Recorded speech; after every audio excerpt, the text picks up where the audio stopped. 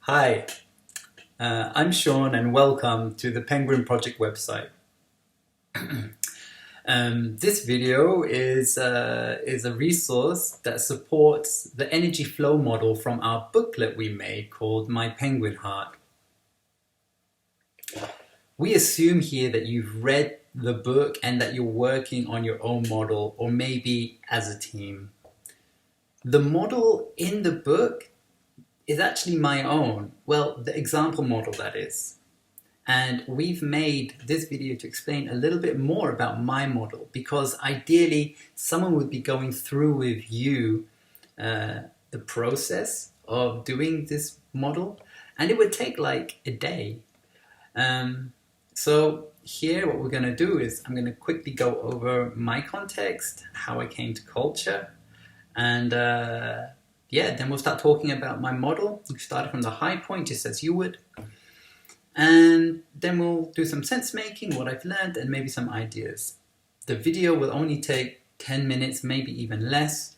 And if you want to get in touch with us, please do so via the contact box in the website.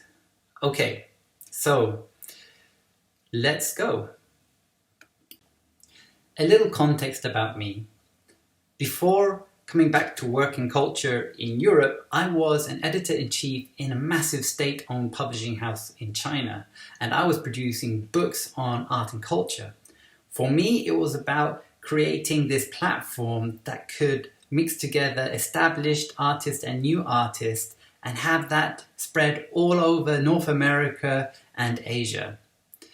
But as time went on, it started to feel a bit more like using the artists and exploiting the Chinese employees to make obscene amount of money for the publishers. So then I left that job and I actually got a job in marketing as an artistic director.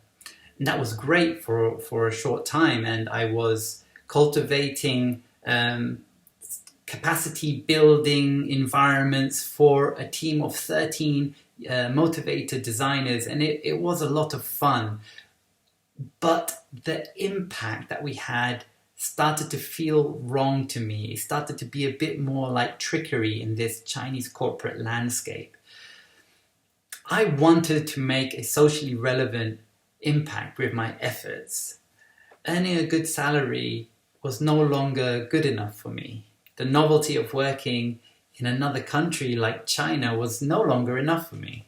So then I got an offer and I took it to work in a culture center in Europe. Coming back to Europe and working in culture was a step down professionally, but was a huge leap forward morally. I went from being in charge of a group of designers to just being in charge of me. But I could apply my skills to something I believed in. And it was something new and not completely formed, and it was for the common good. So starting out was great. I was part of a creation of a center, but after that I started to feel I needed more complexity, after it was established, that is. I wanted to have a more visible impact that I could share with my center and my colleagues. As we here in the Penguin Project has come to say, the spark it takes to create something is not the same to maintain something. And I started to work harder but felt more frustrated, alienated, and sometimes just indifferent. Something was wrong. Alright, so let's begin with my model. Now, my model tells a snapshot of time after my high point, which, as you have written in your books, it was the very first Trans-Europe Halls meeting I had ever attended in Amsterdam. And after this, I carried on working in my culture center for several years, and the model sort of expresses the energetic experience of working in that culture center after this high point. Now, I'm not going to go into the high point and retell the story. You already have that written down. I'll just take parts of it so that we can keep it in our minds and it makes sense as we go through the model together. So after this meeting in Amsterdam, I learned that I had a voice. I learned that my methods had value, and that my way of thinking could help people, not only what I could do for them. The impact it had on me, it changed the way I saw myself and my worth in this cultural sector. It motivated me to contribute again in the same way I did in that meeting where I was sharing with people my way of thinking, my methods, and that was helping somehow. And it made me rethink seriously the kind of impact I wanted to have through my work. So that was the effect the High Point had on me. It changed me in a very irreversible way, and it motivated me greatly. And I took that with me when I went back to the center. So the next part of the model is the touch points. Now, in my model, what I have is design and projects, because for me anyway, they were the two contributions that I felt defined the overall experience of working in my center. What do I give? So in design, I gave a lot of my mental energy, inventing, crafting, planning, and actually personal capacity building. I did a lot of personal capacity building and then tried to leverage it for my culture center. So of course, I also gave my time, my physical energy. I was there and I demanded of myself a high quality. So I also gave my initiative to rebrand the center. I wanted to create a more layered experience, a more multi-dimensional experience of the center. So that's what I was able to give. It was mainly physical and mental. Now, if we stay on design for now, what did I get back? Well, I got back a lot of personal development, of course, from all that capacity building, but I also got back a lot of work. So I was getting back some capacity building, I was getting back more work, and I was giving in a lot of mental energy with planning and my time. Now, what did that experience feel like to me? So in the model, we have this experience layer. Now for me, with design anyway, it was more like waves of motivation when seeing my work was improving the image of my center. And I would see it and I would hear it. And I got excited to apply some new creative methods to my work. And I felt really motivated to deliver a brand experience using graphic design, using interior design, and so on. But that experience also came with me feeling a little bored, actually. I was bored with the routine, having to come in every day and just do the design work every day in front of a computer. I felt really unappreciated for my way of thinking and my process. I felt unrecognized for my intention to develop the center with what I was able to. And I felt reduced by my tasks. Basically, I had way more to offer than what I could produce with my hands, but that wasn't visible to a lot of my team. So I wasn't getting much back from this touch point, although I was giving a lot in and I was highly motivated. I didn't even realize I wasn't getting a lot back. Now, the next touch point is projects. So I started my own projects on the side with my culture center because I had this desire to make a socially relevant impact. I wanted to have a grassroots project. I wanted to see the influence me and my culture center could have on the community. And I wanted to be a driver in that, not just be the person to support it with design. So I put a lot of my desire and my passions, a lot of my heart, my emotional energy went into projects.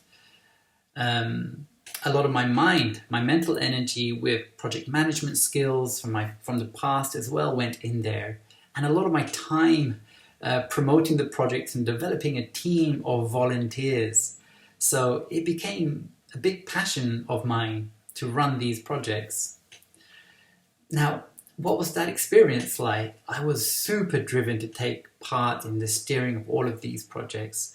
I was confident in my ability to produce a grassroots project, and I felt proud to represent my ideas and my center and to stand by them. Great. But on the flip side, I was blocked by the center structures to be anything more than what was required.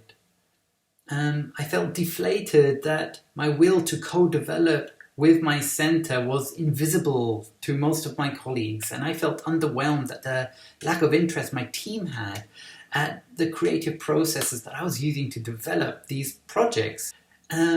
So in my model, you can see there's this energy flow that goes into projects, and then what comes back to me is just a lot of work and personal development.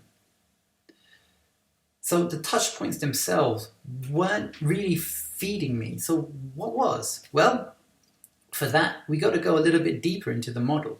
How was I able to continue working so driven in this energetic circulatory system in this environment? And I was giving so much and seemingly getting back so little. Well, we have to go down into the meaning level.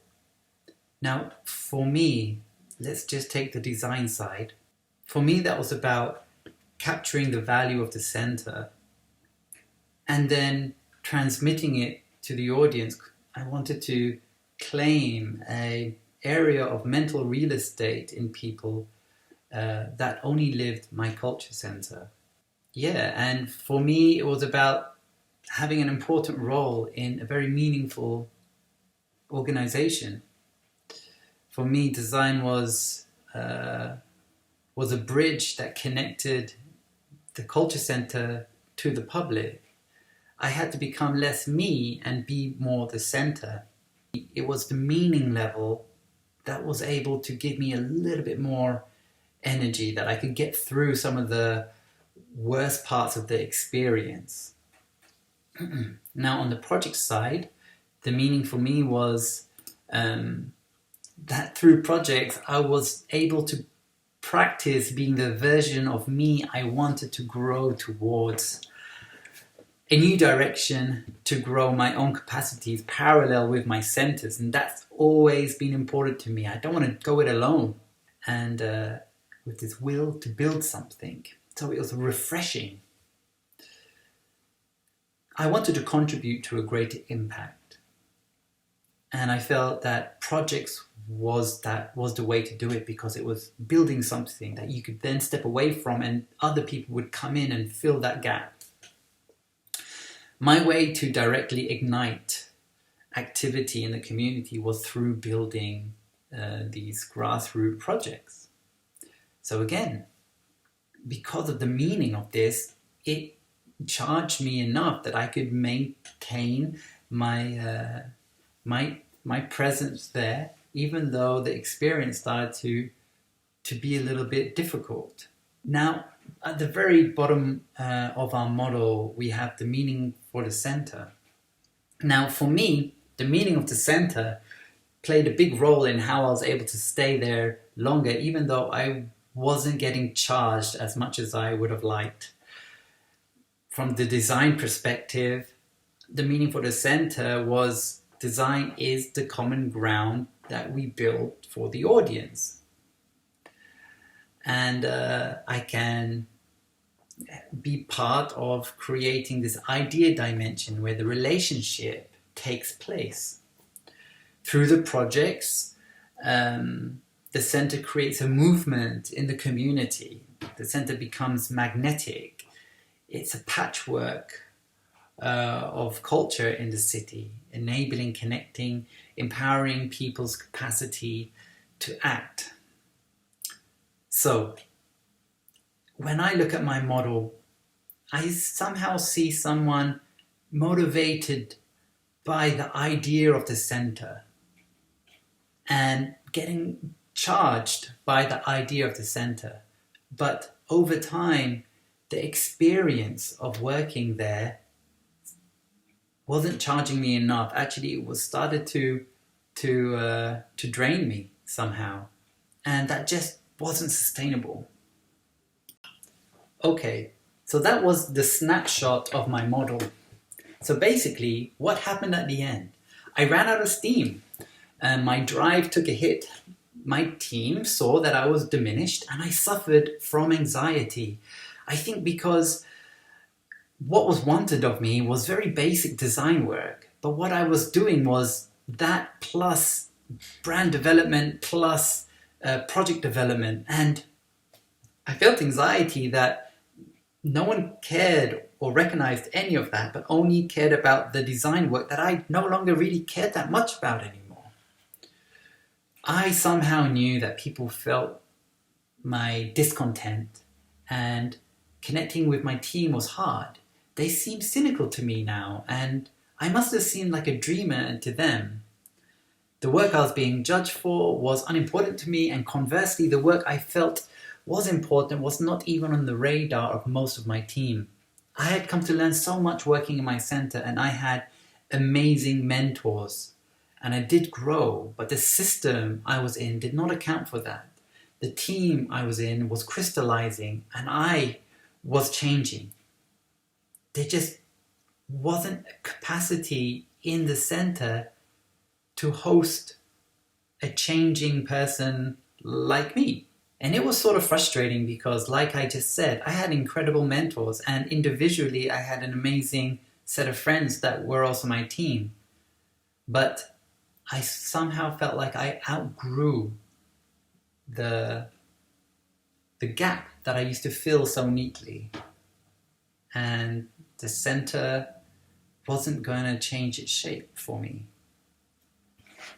So what we see here is a lot of these elements that make a sort of fair deal between me and my center are intangibles.